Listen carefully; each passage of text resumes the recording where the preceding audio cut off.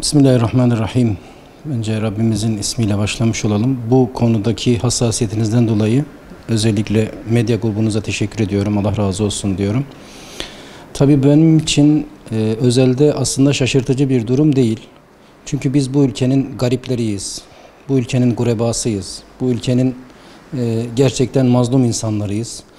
Bizler ortalığı yakıp yıkan insanlar değiliz. Onlar da biliyor. Bizler huzursuzluk çıkartabilecek potansiyelde insanlar değiliz. Bunu onlar da biliyor. O yüzden ne yaparlarsa yapsınlar bu insanlar oturacaklar, ellerini açıp dua edecekler. Başka da yapacakları bir şey yok. Onun rahatlığıyla af meselesinde de yine maalesef Müslümanların dertleri, Müslümanların sorunları, Müslümanların garipleri göz ardı edilmiş oldu. Bu konuda ben suç kavramını üçe ayırıyorum Türkiye'de. Devlete karşı işlenmiş suçlar, şahıslara karşı işlenmiş suçlar, bir de FETÖ'cüler ve derin yapılara karşı işlenmiş suçlar. Bunu üçe ayırıyoruz. Şimdi devlete karşı suç işleyenler, balyozcular, ergenekoncular, işte gezi eylemlerini yapanlar, bunlar mazeret görüldü. Bunların çeşitli mazeretleri gündeme geldi ve affedildiler. Hatta tazminat ödendi söylediğiniz gibi. Kişilere karşı istenen suçlar bağlamında mafyacılar, farklı çıkar grupları, rantiyeciler, bir takım bu tarz gruplar yine bu kapsamda affediliyorlar. Hatta yani ne kadar toplum içerisinde kerih görülen hasletleri yapan insanlar varsa onlar serbest bırakılıyorlar. Fakat İslami hassasiyeti olan insanlar çok daha büyük bir cürüm işlediler Türkiye'de. Yani devlete karşı işlenen suçlardan daha büyük bir cürüm işlediler. Küresel ahtapotun Türkiye versiyonu olan FETÖ'ye karşı bir cürüm ortaya koydular. Bu küresel ahtapotun adı bugün FETÖ'dür. Dün başka bir şeydi, yarın başka bir şey olacaktır. Bu konuda maalesef Türkiye'nin kendine has bir takım sıkıntıları var. Kendine has bir takım dinamikleri var. O nedenle ben Müslümanların böyle bir af konusu içerisinde değerlendirilmediğine işin doğrusu şaşırmadım. Çünkü beklediğimiz bir şeydi. Tutup da FETÖ gibi bir örgüte karşı gelmek gibi büyük bir cürmü ortaya koyan kişilerin affedilmesini beklemek biraz saflık olur kanaatimce. Çünkü bu büyük bir suç. Türkiye'de FETÖ'ye karşı gelmek gerçekten kolay affedilebilir bir suç değil maalesef. Bu anlamda gerçekten tabii işin hazin bir tarafı, yani Sivas davası mağdurları dosyalarını incelediğimizde yani aklı başında bir insanın gerçekten hayret etmemesi mümkün değil. Adam İstanbul'da olduğunu resimleriyle görsel olarak beyan ediyor, belgeliyor. Bu adam hala cezaevinde yatıyor. Olayların olduğu gün orada olmadığını kanıtladığı halde hala orada yatıyor.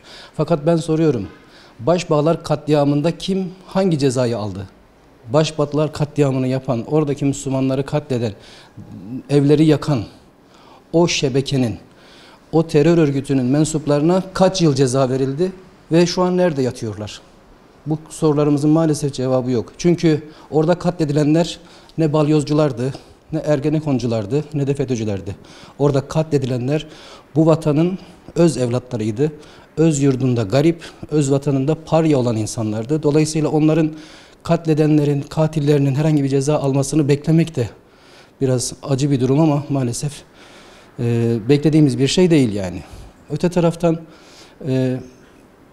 Hizbullah adı verilen bir dava var ki yani konuyla alakalı çok ciddi iç acıtıcı şeyler var. Kanser hastası, yani Hizbullah suçlamasıyla cezaevlerinde yatan o kadar çok insan var ki kanser hastası olduğu halde, yani ölümle hayat arasında ufak bir çizgide hayat sürdüğü halde, yani Şehmus Alpsoy artık kamuoyunun yakından tanıdığı bir isimdir. Maalesef bu konuda yani yeniden yargılansa belki tazminat kazanacak. Ama maalesef şu anda hiçbir hakları kendisine verilmemiş durumda ve cezaevinde çilesini dolduruyor. Hakeza Hizb-ut Tahrir davasında bu insanlar ömürleri boyunca ellerine silah almamış insanlar. Ömürleri boyunca şiddete başvurmamış insanlar. Yani düşünce felsefelerinde de böyle bir şey yok ama maalesef Türkiye'de terör örgütü olarak nitelendiriliyorlar ve çeşitli cezalara çarptırılıyorlar. Diğer yandan vasat davası örneğinde vasat kelimesi biliyorsunuz Kur'ani bir kavramdır ve dengeli, adil, orta yolu benimseyen bir anlayışı temsil eder. Şiddete matuf değil, irşat ve tebliğe matuf bir fikriyatın ortaya konması adına çıkan bir dergi ismiydi aslında bu isim. Sonra bir takım derin mihraklar, bugün FETÖ'cü oldukları ortaya çıkan bir takım unsurlar, gruplar, Şahmerdan Hoca özelinde bu insanlara büyük bir kumpas gerçekleştirdiler. Birçok insan yıllarca ceza yattı. Şahmerdan Hoca 10 yıl bilfiil içeride yattı ve biliyor musunuz o davada savcının bir ifadesi var. Şahmerdan Hoca'nın isnat edilen suçla alakası yok ama isteseydi engel olabilirdi. Yani buna rağmen maalesef Şahmerdan Hoca bir takım derin mihrakların ısrarıyla 10 yıl içeride yattı. Çıktığında tekrar bu insanlar takibe başladılar. Tekrar dosyalar hazırladılar. O kadar çok yoğun mağduriyetler var ki Türkiye'de. Bunun sayısı yüzlerle ifade ediliyor. 600 küsür mağdurdan bahsediliyor. Fakat şu anda bu insanların mağduriyetleri giderilmektense maalesef toplum içerisinde en ağır suçları işleyen, en gerçekten cezayı hak eden bir takım gruplar bu af yasasıyla çıkmış olacaklar. Biz şöyle ifade edeyim, yani bu insanlar, bu 600 mağdur aslında ya bizi affedin de bir daha böyle bir suç işlemeyelim tarzında bir talepleri yok. Zaten suçları yok ki. Zaten bir suç işlemiş değiller ki. Bu insanlar diyorlar ki bizi yargılayanlar düşmanlarımız.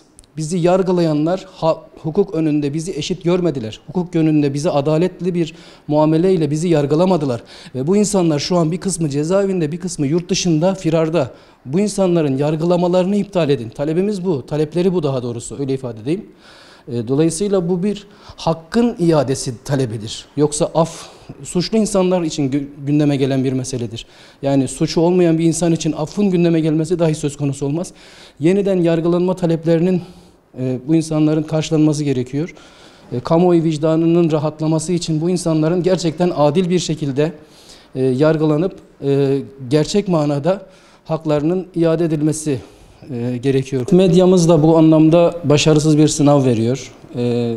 İslami manada duyarlı olan medyamızın takdir edersiniz ki ülke çapında çok fazla etki gücü yok. Etki gücü olan medya da maalesef bir takım çıkar odaklarının güdümünde hareket ediyor. Artık bunun sebebini bilemiyoruz ama maalesef ciddi anlamda bir samimiyet göremiyoruz yani. İşin özünde, olayın temelinde hakkı çiğnenmiş insanlar var. Medyanın bu konuda hassasiyet göstermesi gerekiyor.